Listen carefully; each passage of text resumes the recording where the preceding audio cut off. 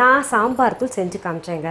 அதனால் எல்லோரும் என்னன்றாங்க, சாம்பார் தூள் செஞ்சு காமிச்சிங்க மேடம், எங்களுக்கு சாம்பார் எப்படி வைக்கணும்னு சொல்லி கொடுங்க அப்படின்னு சொல்லிட்டு கேட்குறாங்க. எல்லாருக்குமே தெரியும் சாம்பார் வைக்கிறது.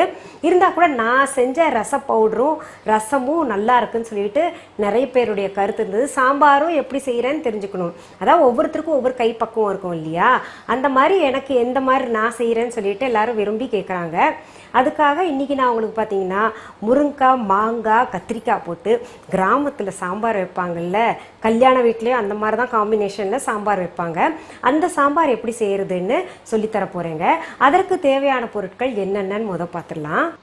துவரம் பருப்பு 3/4 கப், 2 தக்காளி கூழாக அரைத்தது, முருங்கைக்காய் 1, மாங்காய் துண்டுகள் 2, கத்திரிக்காய் 3, வெந்தயம் 1/2 டீஸ்பூன், சீரகம் 1/2 டீஸ்பூன், சின்ன வெங்காயம் 12, கடுகு 3/4 டீஸ்பூன், மிளகாய்த்தூள் 1 டீஸ்பூன், சாம்பார் தூள் 2 டீஸ்பூன், மஞ்சள் தூள் 1/2 டீஸ்பூன், கறிவேப்பிலை இலைகள் 2 ஈர்க்கு, கொத்தமல்லி இலைகள் 2 டீஸ்பூன், பெருங்காயத்தூள் 1/4 டீஸ்பூன், உப்பு தேவையான அளவு, எண்ணெய் 1/2 டீஸ்பூன்.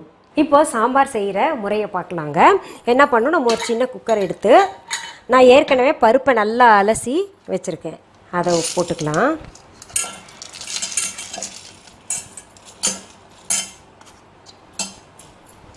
இந்த பருப்பில் சின்ன வெங்காயம் போட்டுக்கலாங்க. அப்புறம் கறிவேப்பிலை இலைகள் போட்டுக்கலாம். அடுத்தது பெருங்காயத்தூள் போட்டுக்கலாம். அடுத்தது வெந்தயம் போட்டுக்கலாம். அடுத்தது சீரகம் போட்டுக்கலாங்க. அடுத்தது மஞ்சள் தூளில் பாதி போட்டுக்கலாம். அடுத்தது தண்ணி ஊற்றிக்கலாங்க. போட்டேன்ல இப்போ தான். இப்போ பாருங்கள், பருப்பு மூழ்கிற அளவுக்கு நம்ம தண்ணி ஊற்றிட்டோம். இதை மூடி வச்சிடலாங்க. அடுப்பை பற்ற வச்சு குக்கர் வச்சாச்சு. அது 4 விசில் வரட்டுங்க. 4 விசில் வந்தோடனே அதை இறக்கிக்கலாம். அப்புறம் இன்னொன்று என்ன பண்ணலாங்க, நம்ம இன்னொரு பாத்திரம் எடுத்துட்டு முருங்கைக்காயை வேக வச்சிடலாம். உங்களுக்கு முருங்கைக்காயெல்லாம் தெரியும் சீக்கிரத்தில் வேகாதுன்னு. அதனால் முருங்கைக்காய் போட்டுங்க. அதில் கொஞ்சம் தண்ணி ஊற்றி உப்பு கொஞ்சம் சேர்த்துக்கலாம்.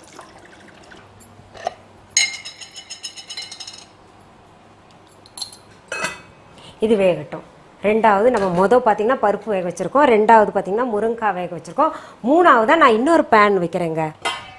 இப்போது அடுப்பு 2 அடுப்பு இருக்கிறவங்களுக்கு மூணாவதாக தனித்தனியாக செஞ்சுக்கோங்க. என்கிட்ட அப்படி தான் ஒருத்தர் கேட்டாங்க, உங்களுக்கு 2 அடுப்பு 3 அடுப்பு வச்சுருக்கீங்க, நாங்கள்லாம் என்ன பண்ணுறதுன்னு. இருக்கிறத வச்சு நான் இப்போ நம்ம சமாளிக்கணும் இல்லையா? பேன் வச்சுட்டேன் நான் இந்த அடுப்பில்.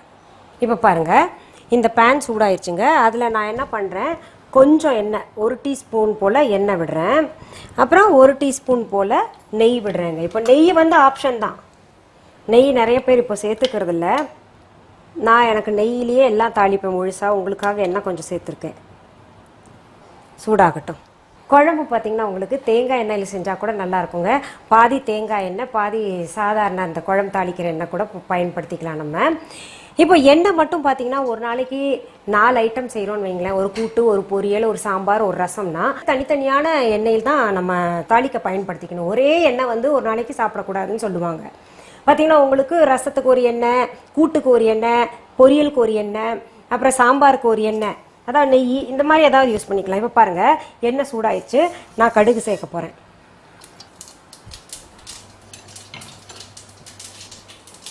கடுகு நல்லா பொரிஞ்சிருச்சுங்க. இப்போ நம்ம தக்காளி அரைச்சி வச்சதை சேர்க்குறேன்.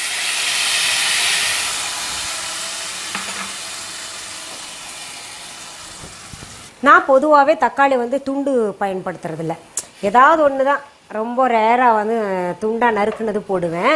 மற்றபடி பார்த்திங்கன்னா உங்களுக்கு எல்லாமே வந்து கூழாக அரைச்சிப்பேன். அப்போ தான் அதில் இருக்கிற விதையும் கூட நல்லா அரைச்சிரும். அப்புறம் கூழாயுது பாருங்கள். எங்கள் பசங்க பொதுவாகவே எல்லா பசங்களுமே அந்த தக்காளி தூண்டு அந்த ஸ்கின்னெல்லாம் இருக்குல்ல, ஸ்கின்னோட ஒட்டின சதையெல்லாம் வந்து தூக்கி போட்டுடுறாங்க, இல்லாட்டி சைடில் பிளேட்டில் ஒதுக்கி வைக்கிறாங்க. தக்காளி நம்ம தோலுக்கு, சருமத்திற்கு ரொம்ப ரொம்ப நல்லது. அந்த பிள்ளைங்களுக்கு சொன்னால் புரியறதில்ல. அதனால் வந்து இப்படி அரைச்சி போட்டோன்னா அது அப்படியே கூழாகி குழம்போட உள்ளே போயிடும் இல்லையா? இன்னொன்று சுலபம் நமக்கு. கொஞ்சம் தக்காளி போட்டோடனே நம்ம கொஞ்சம் உப்பு சேர்த்துக்கணுங்க. ஏற்கனவே முருங்காயில் உப்பு சேர்த்துருக்கோம். நம்ம உப்பு வந்து நடுநடுவில் பார்த்து சேர்த்துக்கலாம். இப்போ நம்ம என்ன பண்ணலாங்க, அடுத்தது மீதம் இருக்கு இல்லையா பாதி மஞ்சத்தூள், அது போட்டுக்கலாம்.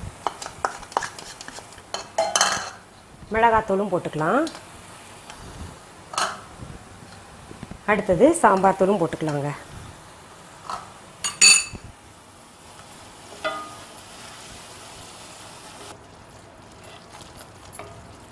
பாருங்க, இப்போ கொஞ்சம் திக்காயிடுச்சுல்ல.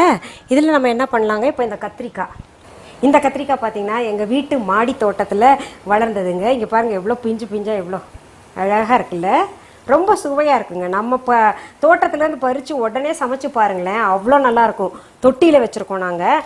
மாடி தோட்டத்தை ஒரு நாளைக்கு உங்களுக்கு காமிக்கிறேன், எப்படி பதியம் போடணும், எப்படி செடி வளர்க்கணும், அதை எப்படி பராமரிக்கணும்னு சொல்லிட்டு உங்களுக்கு காமிக்கிறேங்க ஒரு நாளைக்கு.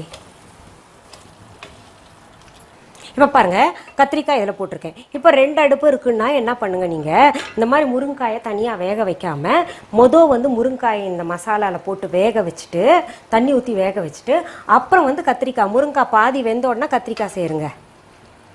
இப்போ இந்த கத்திரிக்காய் வேகணும், நான் தண்ணி ஊற்றிக்கிறேன்.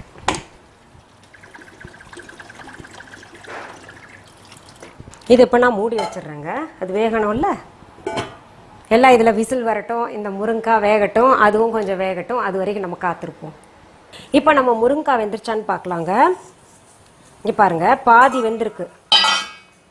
ஒரு நேரம் மேலாக தோலில் மாதிரி இருக்குல்ல, இதை என்ன பண்ணலாம், இந்த அடுப்பை அணைச்சி இங்கே இந்த கத்திரிக்காயும் பாதி வெந்திருக்கு, அதில் சேர்த்துக்கலாம், தண்ணியோடு சேர்த்துக்கலாம். அப்போ தான் அந்த மணமும் இருக்கும் அப்படியே. இப்போ இது பாதி வெந்திருக்கு, முருங்காய் பாதி வெந்திருக்கு. இப்போ என்ன பண்ணோம், நம்ம இந்த மாங்காவை சேர்த்துக்கலாங்க. நான் குழம்புல புளி போடலை, அதனால் இந்த மாங்காவை போட்டிருக்கேன். இப்போ மாங்காய் கிடைக்காதவங்க நிறைய பேர் இருப்பாங்க. மாங்காய் இல்லாதவங்க என்ன பண்ணுங்க, புளி ஒரு சுண்டைக்காய் அளவு புளி எடுத்துட்டு கரைச்சி கடைசியில் போடணும். இந்த மாங்காய் பார்த்தீங்கன்னா உங்களுக்கு நம்ம வீட்டு மொட்டை மாடி தோட்டத்தில் தாங்க விளைஞ்சது. நீங்கள் சொன்னால் நம்ப மாட்டீங்க, நான் உங்களுக்கு கூப்பிட்டு போய் மொட்டை மாடி ஒரு பெரிய தொட்டி வச்சுருக்கேன். அந்த தொட்டியில் மாங்காய் மரம் வச்சுருக்கோம். அந்த மாங்காய் மரத்தில் பார்த்தீங்கன்னா பூவாக வச்சு நிறைய காய் தொங்குதுங்க, ரொம்ப அழகாக இருக்குது. உங்களுக்கு அது கூப்பிட்டு போய் காமிக்கிறேங்க ஒரு தடவை. என்னோடய மொட்டை மாடி தோட்டம் எப்படி இருக்குன்னு காமிக்கிறேன். அங்கே விளைஞ்ச மாங்காவை நான் போட்டிருக்கேன் பாருங்கள், ஃப்ரெஷ்ஷாக இருக்குது. இந்த பருப்பு வெந்த உடனேங்க நிறைய பேர் போட்டு அந்த மத்தால போட்டு கடையிறாங்க. அப்படிலாம் கடைய வேண்டாம். ஏன்னா இப்படி அது நல்லா வெந்திருக்கணும், ஆனால் முழுசாக இருக்கணுங்க, அப்போ தான் சுவையாக இருக்கும். பாருங்கள், இப்படியே போட்டு உங்களுக்கு பருப்பெல்லாம் அந்த கல்யாண வீட்டில் நீங்கள் சாம்பார் சாப்பிட்டு பாருங்களேன், கொஞ்சம் முழுசாக இருக்கும், கடைஞ்சிருக்க மாட்டாங்க. கடைஞ்சா என்னமோ அல்வா மாதிரி இருக்குது, நல்லாவே இருக்காது. இந்த வெந்துட்டுருக்கிற காய்கறியில் இதை போட்டுக்கணும். இப்போ காய் வெந்திருக்கான்னு பார்க்கலாம். காய் கத்திரிக்காய் நல்லா வெந்துருச்சு, முருங்காயும் வெந்துருச்சு. இன்னும் ஆனால் கூட 2 நிமிஷம் விடலாம். இப்போ என்ன பண்ணலாம், நம்ம இந்த கொத்தமல்லி இலைகள் இருக்கு இல்லையா, அதையும் போட்டுக்கலாம். அந்த மனம் நல்லா இறங்கணும் அதில். சும்மா கார்னிஷிங்காக 2 இலை வச்சுக்கிறேன். குழம்பு கொதிக்கிற மனங்க என்ன டெம்ப்ட் பண்ணுது சாப்பிட சொல்லி. அநேகமாக இந்த மனம் ஆயிருச்சுன்றதுக்கான அடையாளம். பாருங்கள், இப்போ பாருங்கள், நல்லா கொதிச்சு வந்துருச்சு. எல்லோ கலரில் நோரா வருது பார்த்தீங்களா, அந்த மாதிரி வரும்போது நம்ம அடுப்பு அணைச்சிடணுங்க. இன்னும் கொஞ்சம் அப்படியே திறந்து வச்சோன்னா இன்னும் கொஞ்சம் வரும் பாருங்கள். பாருங்கள், இப்போ அந்த மஞ்சளாக நோரா வருது இல்லைங்களா, அது சரியான பக்குவங்க. இப்போ நம்ம அடுப்பு அணைச்சி இறக்கிடலாம். என்னதான் இருந்தாலும் இந்த முருங்காய் கத்திரிக்காய் மாங்காய்க்கு அந்த சாம்பாரில் அது சேர்த்தா தாங்க மனம். அது இப்போ பாருங்கள், முருங்காவும் உங்களுக்கு எங்கள் தொட்டியில் எப்படி வளர்ந்துருக்குன்னு காமிக்கிறேன். முருங்கை செடி இன்னும் காய் வைக்கலை, செடி எப்படி வளர்ந்துருக்குன்னு சொல்லிட்டு உங்களுக்கு நான் அடுத்த தடவை தோட்டம் டூர் போடுறேன், அதில் பாருங்கள். இப்போ நான் இதில் டிஸ்பிளே பண்ணிடுறேங்க. இங்கே பாருங்களேன், எவ்வளோ அழகாக இருக்குங்க. உண்மையாலுமே நீங்கள் இது செஞ்சு சாப்பிட்டு பாருங்களேன், ஹோட்டல் சாம்பார் மாதிரியே இருக்குங்க. இதில் மசாலா காரம் எல்லாம் மட்டும் உங்களுக்கு தேவைக்கேற்ப மாற்றிக்கோங்க. இப்போ நான் என்ன பண்ண போகிறேங்க, கொஞ்சம் சோறில் போட்டு சாப்பிட போகிறேன். வா, எனக்கு பொதுவாகவே இந்த இட்லி சாம்பார் சோறு சாம்பார்லாம் ரொம்ப பிடிக்குங்க. இதில் நெய் விட்டு சாப்பிடணும். ஆனால் நான் என்ன பண்ணியிருக்கேன், நெய் ஆல்ரெடி இந்த தாளிக்கிறதுல போட்டிருக்கேன்ல, நெய் விட்டு சாப்பிட்டு பாருங்கள், அவ்வளோ பிரமாதமாக இருக்கும். இன்னொன்றுங்க, இந்த அளவு நான் சொன்ன அளவு சாம்பார் இருக்கு இல்லையா, சின்ன குழந்தை கூட கொடுக்கலாம். இப்போ 6 மாத குழந்தைங்களுக்கு பால் கொடுத்ததுக்கு அப்புறம் என்ன கொடுக்கலான்ற ஒரு குழப்பம் இருக்கும் இல்லையா, புதுசா கல்யாணம் ஆனவங்களுக்கு, அனுபவம் இல்லாதவங்களுக்கு. சோறை நல்லா பிசைஞ்சு அதுல இந்த சாம்பார் ஊத்தி கொஞ்சம் நெய் ஊத்தி கொடுங்க. காய்கறியோட சத்தெல்லாம் அதுல இறங்கி இருக்கும்ல. பருப்பு சாதத்தை காட்டிலும் இது வந்து நல்ல சத்தானது, சுவையானது வேற. பிரமாதமா இருக்குங்க. நான் செஞ்ச அளவில் காரம் கொஞ்சம் கம்மியாக இருக்கும். காரணம் என்னென்னா, என் வீட்டுக்கார் பாடுற தொண்டை, அதனால் காரம் குறைச்சி போடும் பாரு. இந்த மெத்தடில் சமைச்சு பார்த்துட்டு எனக்கு எப்படி இருக்குன்னு சொல்லிட்டு நீங்கள் தான் கமெண்ட்ஸில் போடணுங்க. உங்களுக்கு என்னுடைய சமையல் நிகழ்ச்சிகள் மற்றும் என் கணவரும் நானும் சேர்ந்து சொல்கிற பழமொழி கதைகள், அப்புறம் உங்களுக்கு ஹெல்த் டிப்ஸ், பியூட்டி டிப்ஸ், இன்னும் பல நல்ல கருத்துகள் தேவைப்படுமே ஆனால் நீங்கள்லாம் செய்ய வேண்டியது ஒன்றே ஒன்று தாங்க. அனிதா புஷ்பாவனம்குப்புசாமி யூடியூப் சேனலை சப்ஸ்கிரைப் பண்ணுங்க. அதாவது நீங்க சப்ஸ்கிரைப் பண்ணும்போது பக்கத்துல ஒரு பெல் ஐகான் பட்டன் காமிக்கும், அதையும் தொட்டு விடுங்க. அப்பதான் பாத்தீங்கன்னா நான் என்னென்ன பதிவுகள் போடுறேனோ அதெல்லாம் உங்களுடைய கவனத்திற்கு, அதாவது நோட்டிபிகேஷன்ஸ்க்கு கிடைக்கும். இது தவிர உங்களுக்கு இதுவரைக்கும் நாங்க என்னென்ன பதிவுகள் போட்டிருக்கோமோ அதை பார்க்கணும்னா டிஸ்கிரிப்ஷன் பாக்ஸ் ஒன்று இருக்கு இல்லையா, எங்களுடைய யூடியூப் லிங்கை கொடுத்துருப்போம். அதை நீங்க தொட்டீங்கன்னா இதுவரைக்கும் என்னென்ன பதிவுகள் போட்டிருக்கோமோ அதை கூட பார்க்கலாங்க. சரி, மீண்டும் சந்திக்கலாமா?